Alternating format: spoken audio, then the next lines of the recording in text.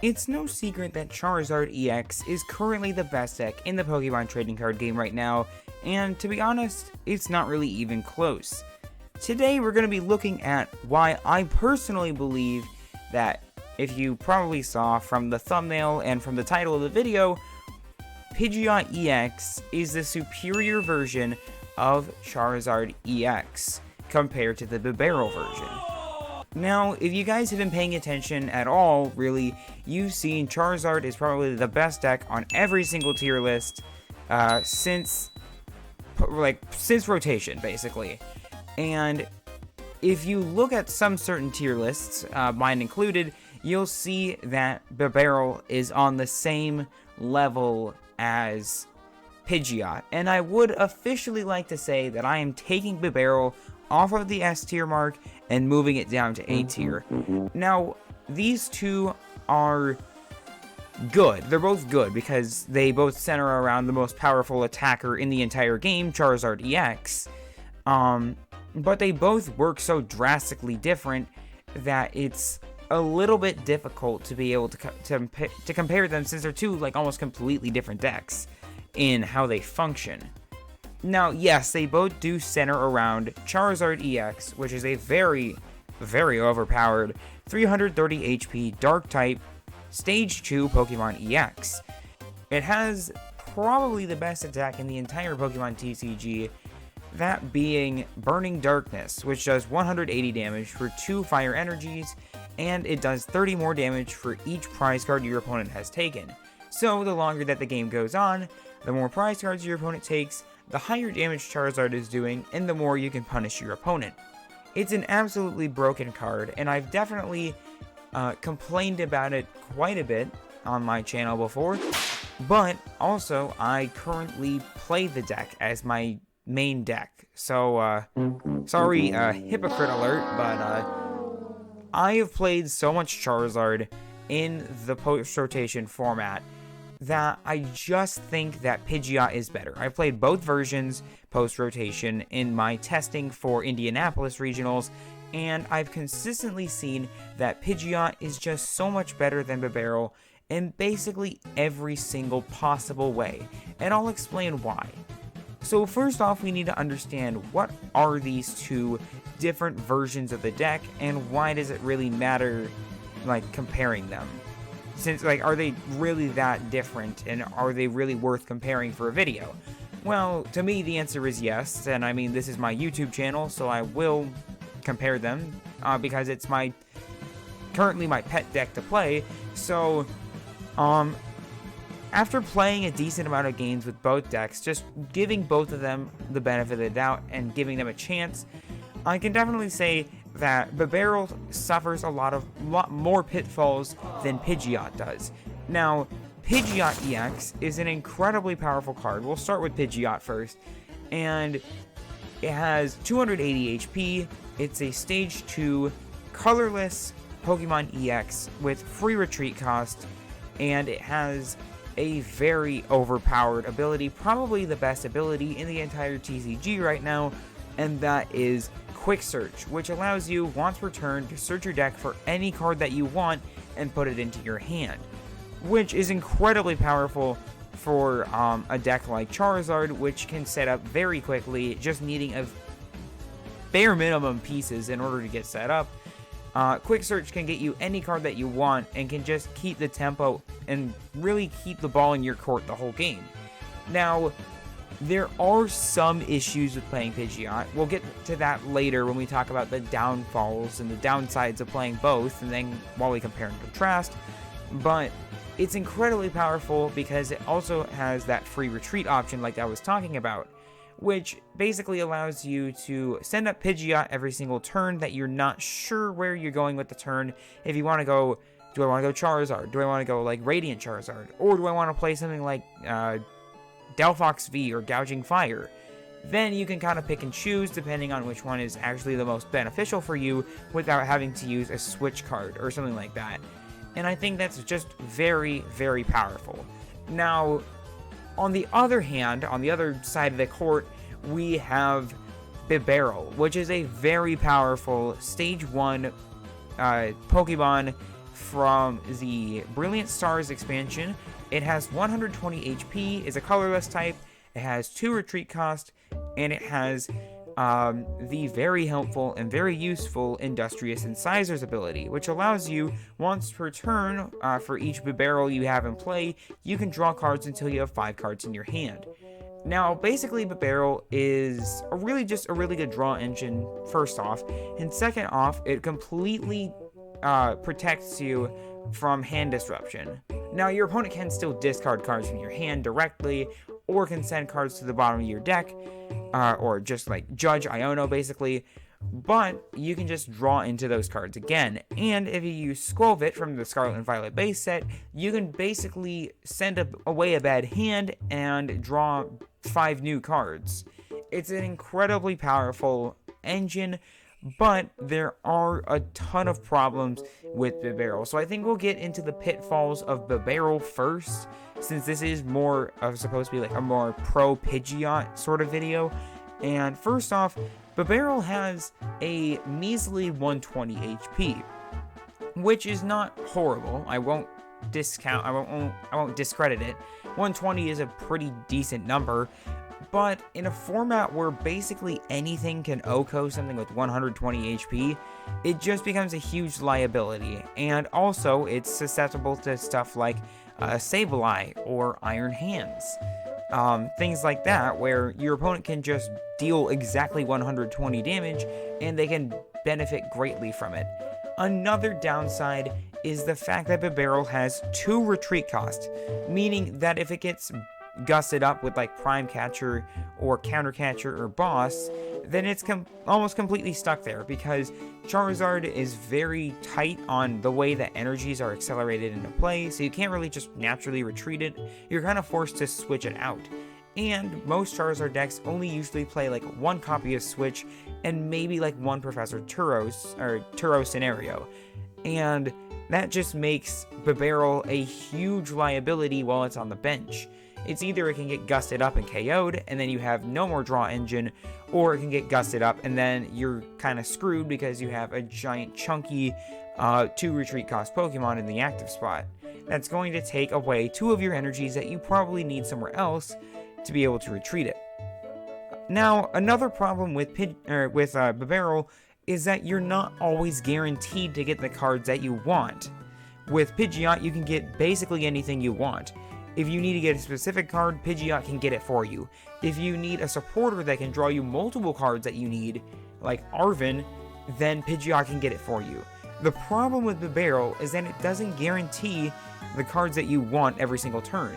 Yes, you have a chance of drawing more cards, you're less susceptible to hand disruption and stuff like that, but you also aren't guaranteeing that you're getting the crucial pieces that you need every single turn, which becomes a really huge problem. You can use things like Cypher Maniac's Code Breaking, which allows you to search your deck for 2 cards and put them on the top of your deck. For those of you who played during the Guardians Rising format back all the way back in Sun and Moon, you just basically see this as a Mallow reprint, but it doesn't work that well because Charizard is a very supporter-heavy deck. You really rely on your supporters to get set up and to do most of the things that you want to do. And if you have to use Cypher Maniac's Code Breaking, you no longer have access to stuff like Boss's Orders. You can't use Iono to hand disrupt. Things like that, where like a very powerful effect is completely thrown out the window because you had to use something else in order to potentially grab something else. Like, ironically, you could go Cypher Maniacs for like a boss or something for next turn, but that means that you have to wait an entire turn in order to be able to use it, and it gives your opponent time to, oh well, they didn't use the cards that they got from Cypher Maniacs. That definitely means that there's something powerful in their hand that they're trying to save. Let me just Iono them or judge them, and all of a sudden, well, there goes your supporter. It was completely useless. Now, that's not to say that Cypher Maniacs is completely horrible, because it really is it's a really good effect for Bibarel decks. Like, guaranteeing 2 cards is incredibly powerful. It just requires a lot more setup than a simple Rare Candy Pidgeot, and I personally don't like it for that reason.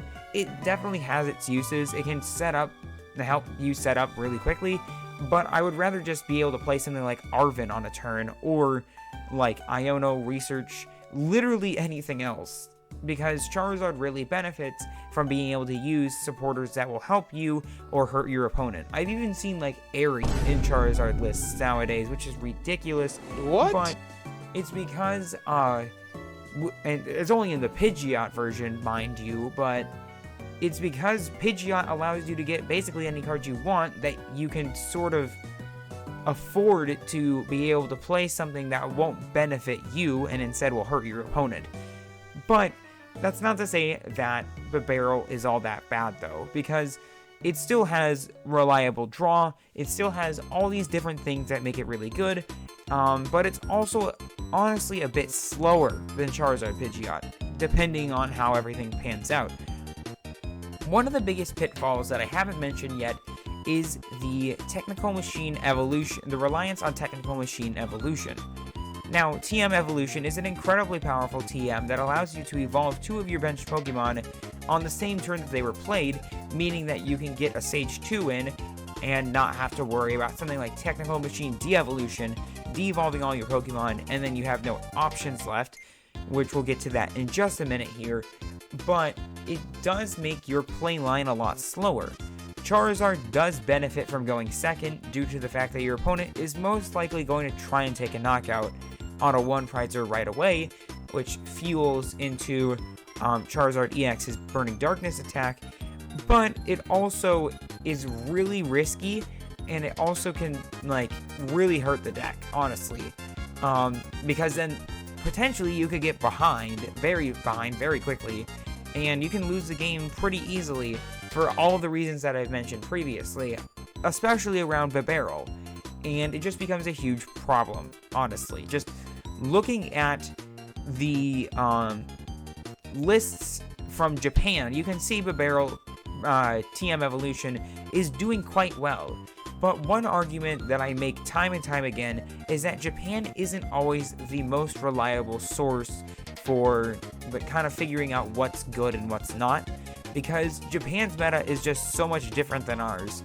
You can see in Japan there is a lot more like creativity, and that's not to say that everywhere else is not creative, but Japan likes to kind of experiment a bit more than maybe what we're comfortable with. And that's not to say like Bibarel with Charizard is like some sort of ridiculous genius idea that's never been thought of before, but it's basically saying that because it's performing well in Japan, that does not translate to the rest of the world, you know? It's more of a, like, oh cool, it's doing well in Japan. Now, looking at it everywhere else, it's not appearing quite nearly as much as the Pidgeot version. Now, I know I've been kind of just piling all this stuff onto Bibarel and kind of just calling it trash the whole time, but it really is a solid engine. Now, looking over at Pidgeot's downfalls, there are 2 major downfalls to playing Pidgeot that honestly they're definitely still in the game, but they're not as universal as the other pitfalls that Bibarel runs into. Whereas, like, most, if not every single deck nowadays plays, like, Boss's Orders or things to, like, stall with a Bibarel in the active spot. Not every deck plays either Iron Hands EX with a damage modifier or Technical Machine De-Evolution.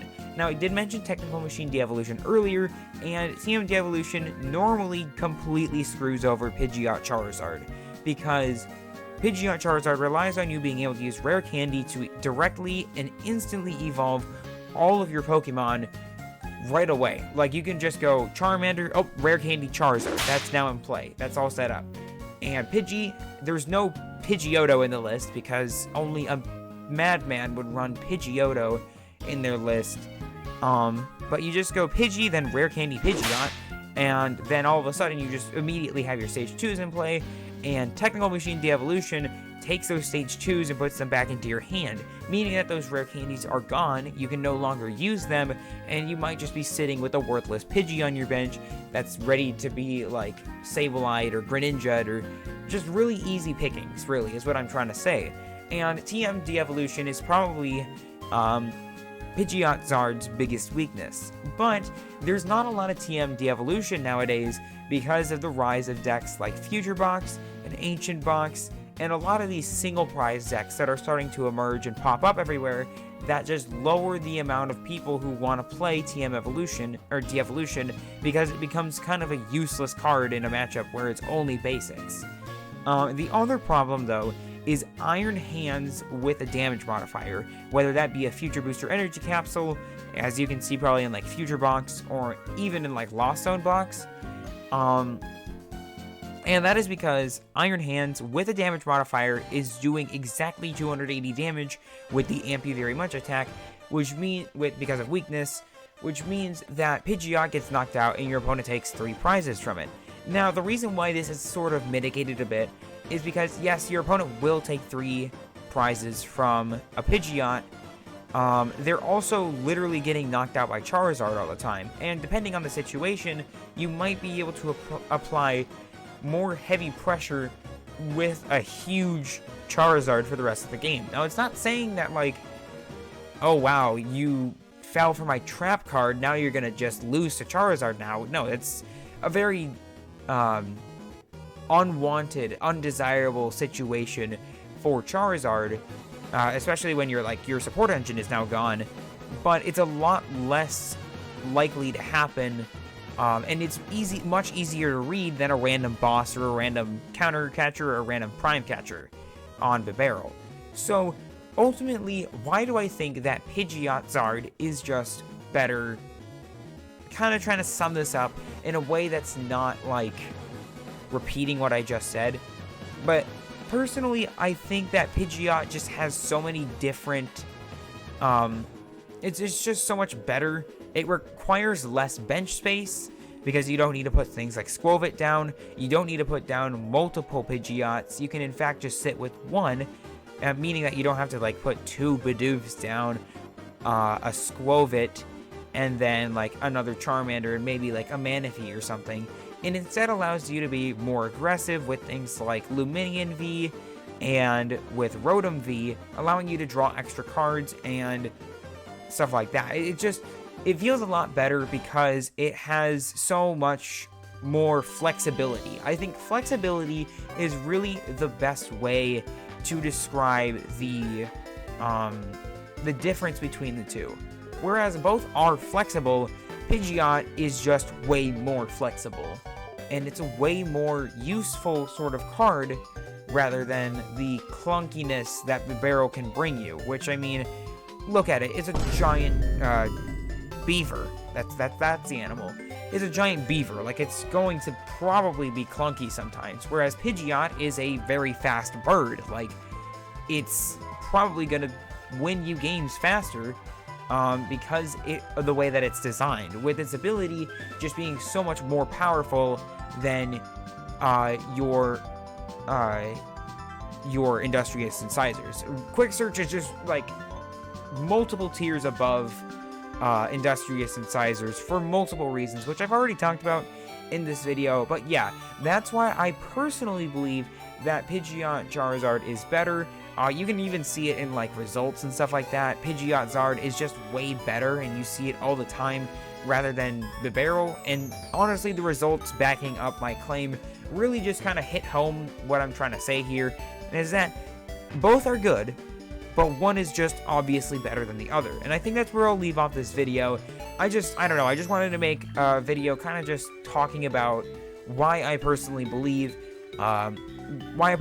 this. I'm totally open to some criticism and some input and feedback from you guys, because I am definitely using this information as I'm testing and stuff for Indianapolis Regionals in about a month from recording this video. But yeah, that's going to wrap it up for this video. Thank you all so much for watching. As always, God bless, have fun, we'll see you out there, and we'll see you next time. Thank you all so much for watching.